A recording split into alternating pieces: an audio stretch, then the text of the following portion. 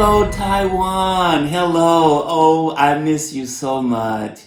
But this is a way that we can connect, which is a great thing that technology has done. It has allowed me to connect with you, even though we are many miles away and 12-hour difference in the time zone.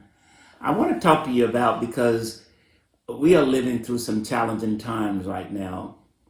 You know, and the one thing that is done for me personally, and I'm sure for many of you, has brought us closer together.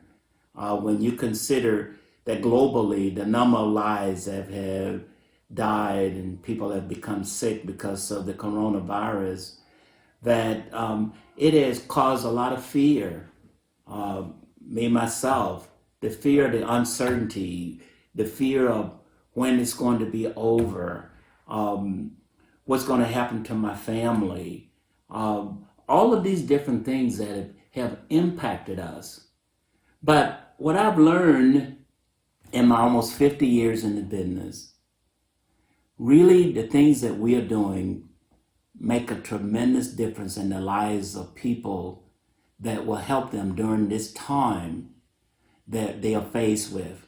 Because the question comes down to, number one, what happens if I die too soon?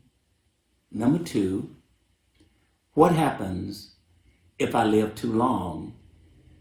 And number three, what about my quality of life in the event if I become disabled? Now, because of this COVID-19, maybe we have to prioritize in your way of communicating with your clients and prospects. They may not be able to address if I live too long, which would be like retirement. But they can prioritize the things that's really important, as I have done, which has caused me to write more business during this period of time because I focus in on if I die too soon.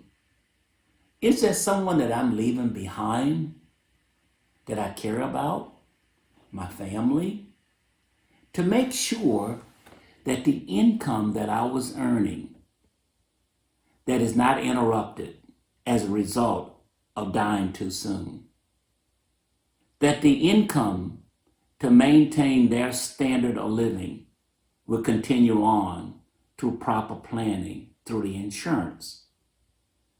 Additionally, what would happen if I become disabled as a result of cancer, heart attack, stroke?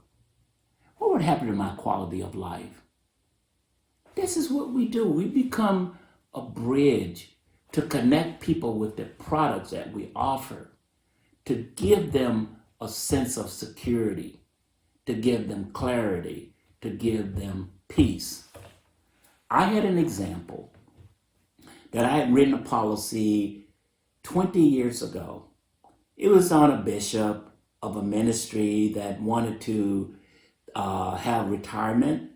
He wanted income replacement, but he also wanted to have the insurance that not only covered his family, but also cover the ministry in the event of his death, that the ministry would continue to carry on. So this was 20 years ago. We put together deferred compensation that when he got ready to retire and pass the mantle on to others, that am I okay? Will there be a level of income for me to live off for the rest of my life? Well, every year for the past 20 years, I've had the privilege and the opportunity to stand before tremendous men and women of the gospel, to stand before them, talk to them about stewardship, planning. And many of them have made the decision they want to do business with me. Every year, every March of every year for the last 20 years, standing before 400 plus bishops from around the United States. Well, the same thing was going to occur this year, March the 16th through the 20th, 2020. I got a phone call on March the 10th. It was a phone call from the bishop. And he said to me, today I want to offer my sincere thanks and gratitude for what you were able to do for me, my family, and the ministry. I believed in you. And so now I'm ready to retire. Thanks to you for the things that you put in place for me. And he said, I really feel really good. My family's taken care of. The ministry's taken care of. It was because of the work that you had done. So I said, you're ready to retire. Congratulations. When are you planning on retirement? He said, yesterday. And so we kind of laughed about it. I said, why don't we wait until July? This is now March, because if you stay until July, you will have more money into your account. When we get together for our meeting on the middle of the month, let's have a cup of coffee and talk about it. I got a phone call 5 days later from his CFO, my leader, my bishop, my pastor, my friend is dead because of the coronavirus. Oh, I felt so bad. But I also felt the job that I had done for his family, he lives on. He's still providing for them for the rest of his wife's life and his children to provide for their education. The ministry be taken care of. There always have to be a transformation where you don't just have a job. You have work to do. And it's because of his belief that all is well with his family. Yes, he's going to miss their father, going to miss the husband. They're going to miss the leader, the pastor. But because of the work. So how we communicate today during this crisis, during this time that we have fear, we have to first identify what am I afraid of? The uncertainties of life. Fear is a feeling. It's real. But it takes courage to overcome in spite of having fear, in spite of being scared. So the things that we do, how we communicate. I say to many of my clients that I recognize this is a challenge right now, the loss of income, a reduction in income. How long do you think this is going to last? 1 year, 2 years, 3 years, 4 years?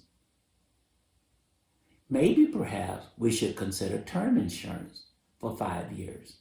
We have the opportunity to convert it later on to start thinking about retirement. It's the insight they're buying into, the wisdom they're buying into. It's your belief that they're buying into. So they were able to buy term insurance to cover for income replacement, to cover in the event if there was a life-changing experience. And it's long lasting. All is well with me and my family. So I want you to remember several things. The things that we do